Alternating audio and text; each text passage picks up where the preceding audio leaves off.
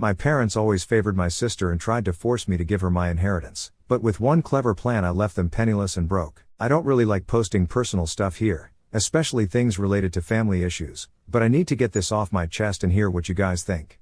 Since I was young, I always felt like I was living in my stepsister Chloe's shadow. She's 25 years old and female, younger than me by 3 years. From the moment she was born, it was clear she was the star of the show. I, Ethan, 28 years old and male, was the quiet, dependable older sibling who never rocked the boat, while Chloe was the golden child who could do no wrong. It wasn't just my imagination. My dad and stepmother made it painfully obvious. My stepmother, Melissa, entered our lives when I was 12, after my mom passed away. At first, I hoped she'd be someone who could bring our family together, but it quickly became clear she had a favorite, and it wasn't me. Melissa had always been more invested in Chloe's life, seeing her as the perfect daughter she'd ever wanted. I, on the other hand, was treated like a stranger in my own home. While Chloe got lavish birthday parties and expensive gifts, I was lucky to get a pat on the back when I graduated high school with honors. It was a proud moment for me, but my parents barely acknowledged it before launching into plans for Chloe's upcoming dance recital. Every achievement of mine felt like it was eclipsed by her existence. Still, I didn't let the imbalance define me.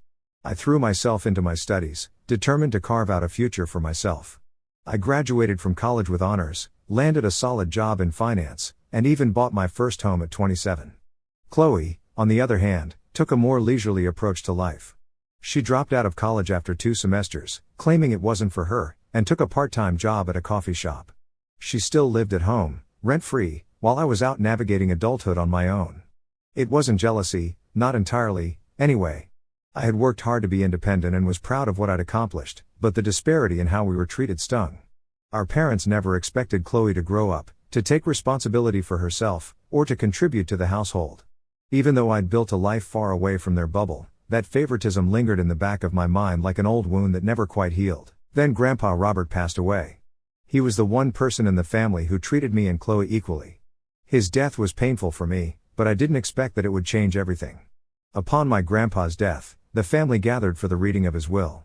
It was a bittersweet occasion. He had been a self-made man, someone I deeply respected. I thought this would be a straightforward division of his estate among his kids. Grandpa wasn't one for games or drama, but what unfolded at that lawyer's office shocked us all. Grandpa had amassed a fortune of $4 million. Yes, you read that right. He had left it equally divided among his 3 children and his 5 grandchildren, approximately $700,000 each for me, Chloe, and our cousins. As I sat there, hearing the lawyer read it aloud, I felt overwhelmed. I had never even dared to dream about having that kind of money. This money could change my life in so many ways, paying off student loans, starting my dream business, maybe even putting something aside for my future family. For a brief moment, it felt like a vindication. Grandpa had always seen my efforts and my value, even if my parents never did. It was like he had left a final message to remind me that I was just as deserving as anyone else in this family. But, of course, my parents couldn't let me have that moment. Melissa's jaw dropped as the lawyer finished reading the terms of the will. "That can't be right," she said, cutting him off. The lawyer calmly repeated the terms, but Melissa's frustration was evident. "This doesn't make sense," she said, shaking her head. "Chloe's still trying to find her footing, and this could really help her. Meanwhile, some people already have stability. Shouldn't the money go where it's needed most?" Her voice rose with every word, as if she expected the lawyer to change the will just to appease her. After the reading, Melissa and Dad cornered me in the hallway.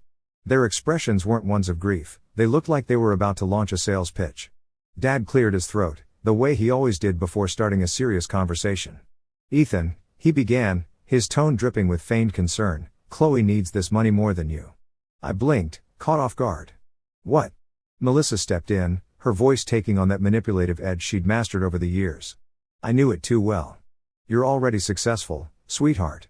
You have a good job, a house, you're doing fine. But Chloe, she's still figuring things out. She's struggling." Melissa's desperation wasn't just about money. She'd built her identity around being the matriarch who held everything together, even if it was at my expense. To her, this inheritance was just another way to enforce that control. I stared at them, trying to process what I was hearing. "So, you're saying I should just give her my inheritance?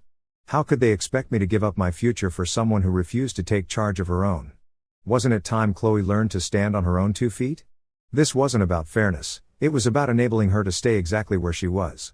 "Well," Dad said, smiling like he thought this was perfectly reasonable. Not all of it, of course. Maybe half, or even just enough to get her on her feet. This wasn't a suggestion, it was a demand wrapped in sugar-coated guilt. "I'm sorry," I said, crossing my arms, "but no. This is my money. Grandpa left it to me for a reason." Melissa's expression hardened instantly. She'd always had a way of turning a conversation into a guilt trip. "So, you're just going to let your sister struggle while you hoard all that money? What do you mean, struggle?" I shot back. "She lives in your basement rent-free and works part-time by choice. If she's struggling, it's because you've enabled her to avoid taking responsibility for her own life." That hit a nerve.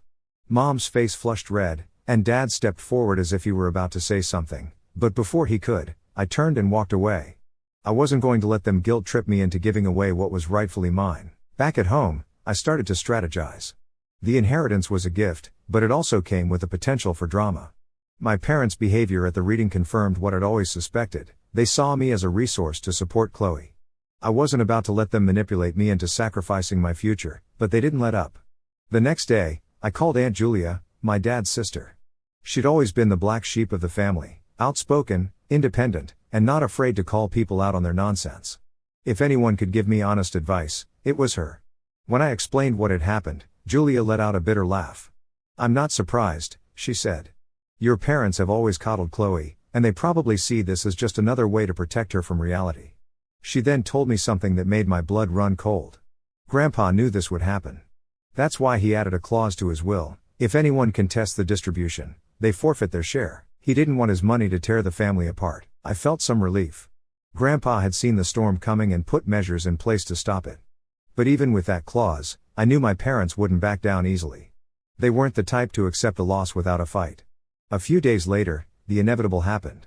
Melissa and Dad called, inviting me over for dinner. I knew it wasn't going to be a casual meal.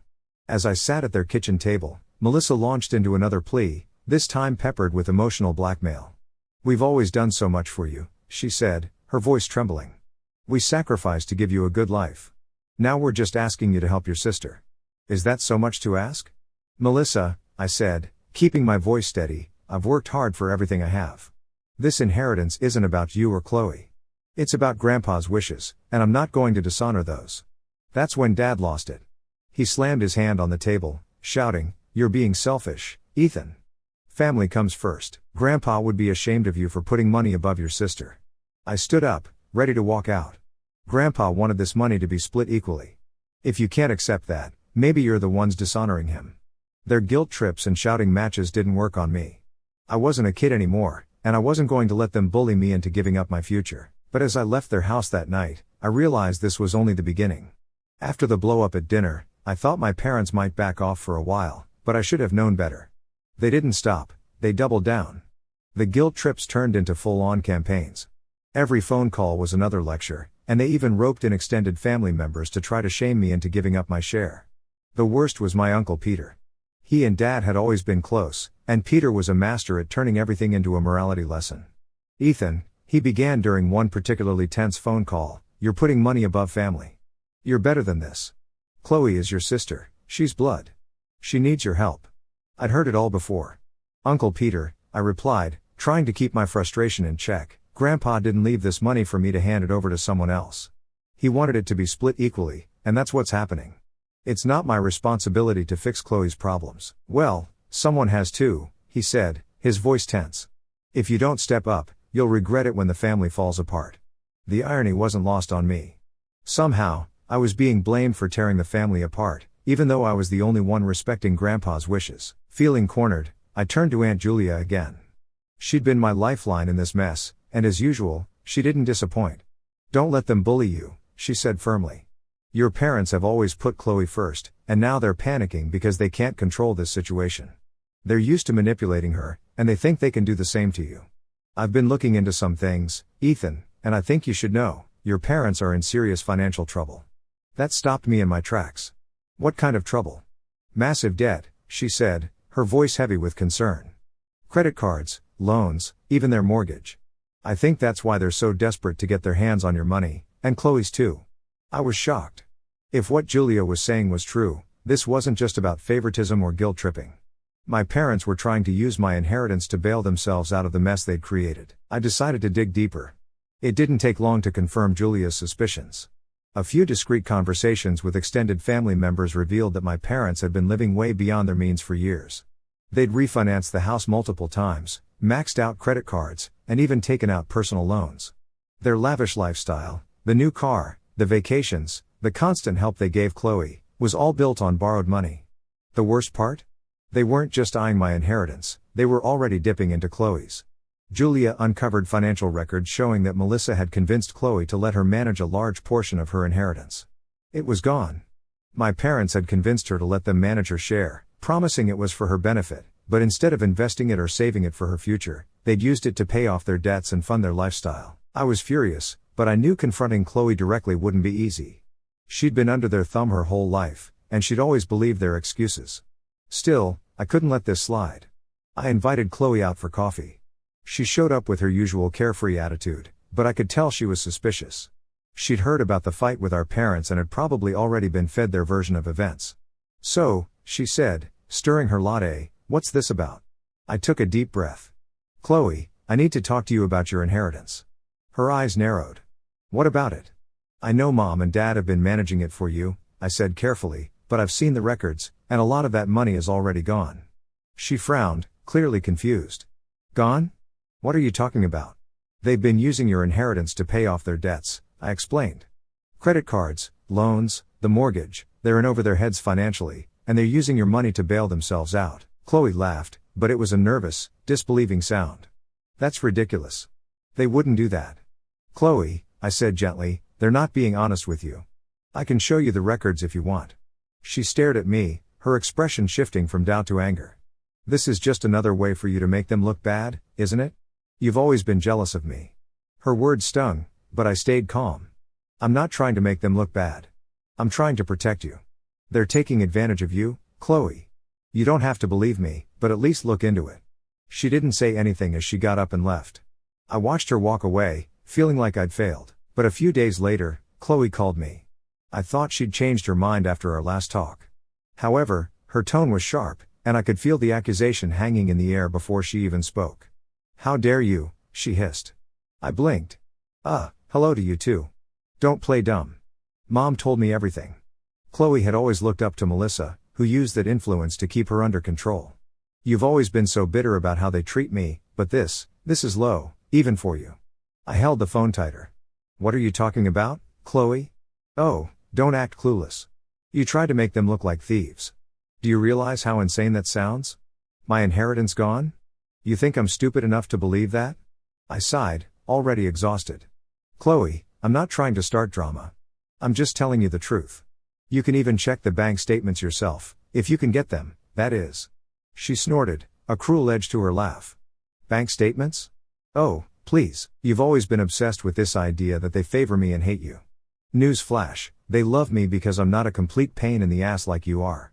There it was, classic Chloe. The golden pedestal she lived on wasn't just built by our parents, she'd added a few bricks herself. "I'm not doing this to compete with you, Chloe," I said, trying to keep my voice level. "This isn't about me. It's about you not getting blindsided when all your money is gone." She started shouting. "If it's gone, and even if it was, maybe they had a good reason. I mean, you don't get how hard they've worked for us because you're always too busy feeling sorry for yourself. Not everything's about you." I clenched my jaw. "You know what? Fine.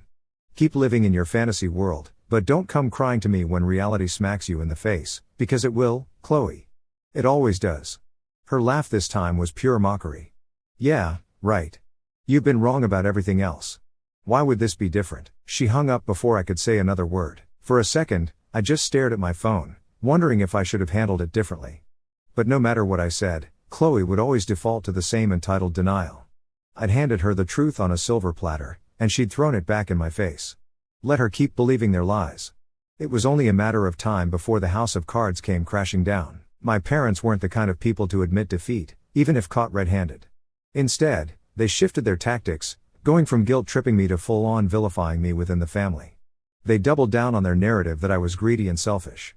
Dad called every extended family member he could think of, spinning a sob story about how I was tearing the family apart over money. Uncle Peter, predictably, ate it up and became their loudest supporter. Every family group chat was suddenly full of passive-aggressive messages about the importance of family and how selfishness ruins relationships. I stayed quiet, refusing to engage in their theatrics. It wasn't worth it. But while I was focused on ignoring the noise, my parents were working behind the scenes on something much more underhanded. It started with a letter from a lawyer. I opened it to find a formal notice that my parents were contesting Grandpa's will, despite the forfeiture clause explicitly barring anyone from challenging the distribution. They were claiming that Grandpa hadn't been of sound mind when he wrote it. The implication was clear: they wanted the entire estate to be redistributed, likely in a way that would favor Chloe and themselves. As the days passed and the court proceedings began, the sheer entitlement of Melissa and my father became impossible to ignore.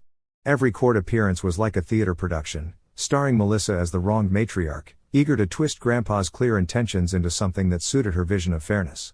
Melissa's entitlement was on full display as she stood outside the courtroom, ranting loudly to anyone who would listen. "This isn't just about money," she fumed.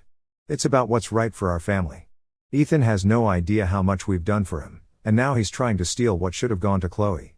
She spoke as though the inheritance had been hers to decide, as if Grandpa's wishes didn't matter as much as her own vision of fairness. I couldn't believe it. Contesting the will meant they were risking their own share of the inheritance, not just mine or Chloe's. It was a desperate, reckless move that reeked of their financial struggles. But it wasn't just about the money anymore, it was about control. Melissa had always positioned herself as the one holding the family together, even when it came at a cost to others. She'd built her identity around being the matriarch who kept Chloe on a pedestal and everyone else in line. I called Aunt Julia immediately. "They're contesting the will," I told her, barely able to keep the anger out of my voice. Julia sighed heavily. "Of course they are.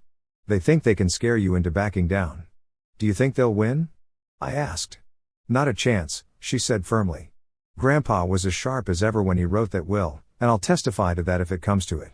Still, the thought of a drawn-out legal battle was exhausting. I didn't want to spend months, maybe years, tied up in court because my parents couldn't accept reality. As I was preparing to respond to the legal notice, Chloe called me. Her tone was smug and laced with mockery. I knew this wasn't going to be a pleasant conversation the moment I heard her voice.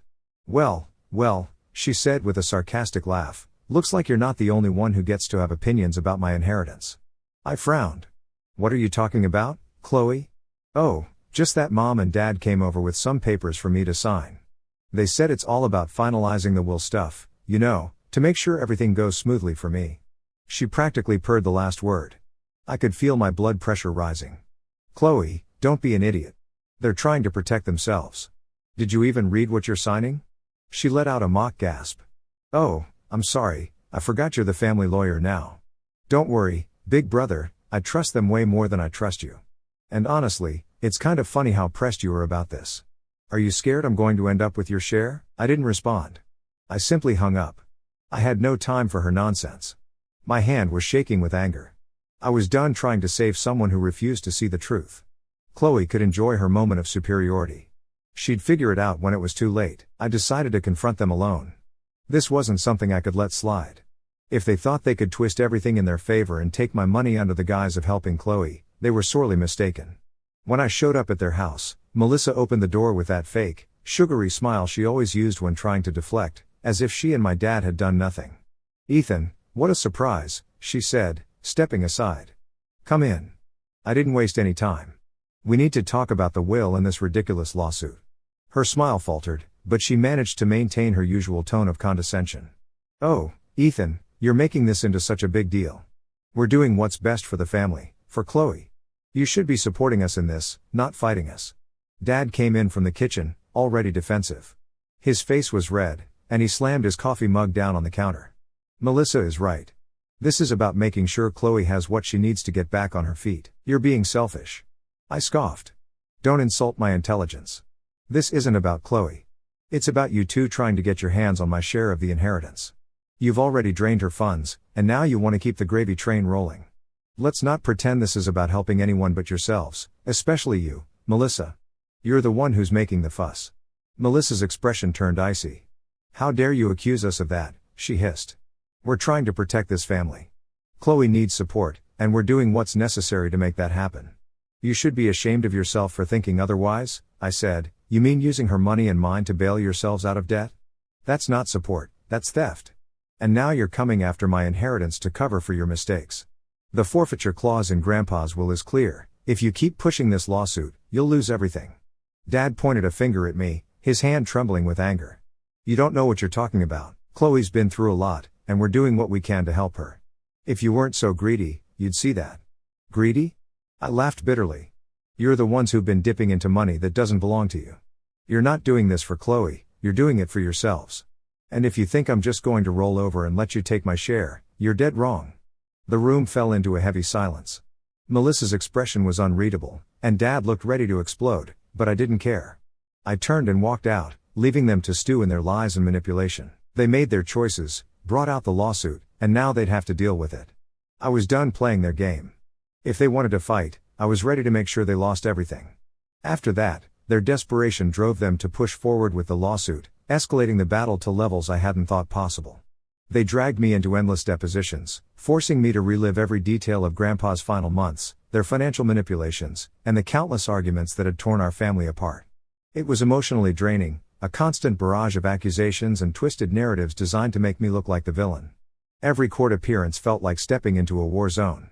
My parents' lawyer, a slick, condescending type, relished painting me as the ungrateful, conniving grandson who had somehow coerced Grandpa into writing them out of the will. They claimed Grandpa hadn't been of sound mind, that I'd manipulated him into adding the forfeiture clause, and that the entire estate plan was a ploy to exclude them unfairly. But I wasn't alone in this fight. Aunt Julia, true to her word, stood firmly by my side. She became my fiercest ally, attending every hearing, every deposition, and providing testimony that cut through their lies like a scalpel. She spoke with unwavering conviction about Grandpa's clear intentions, his sharp mind right up until the end, and his disdain for anyone who tried to manipulate or take advantage of the family legacy.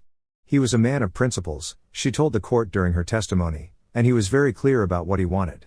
Ethan didn't influence him, he respected Ethan because Ethan had earned it. This lawsuit is a disgrace to his memory. Her words carried weight, but the case dragged on for months. My parents clung to their delusions, throwing every baseless argument they could muster at the court, hoping something would stick.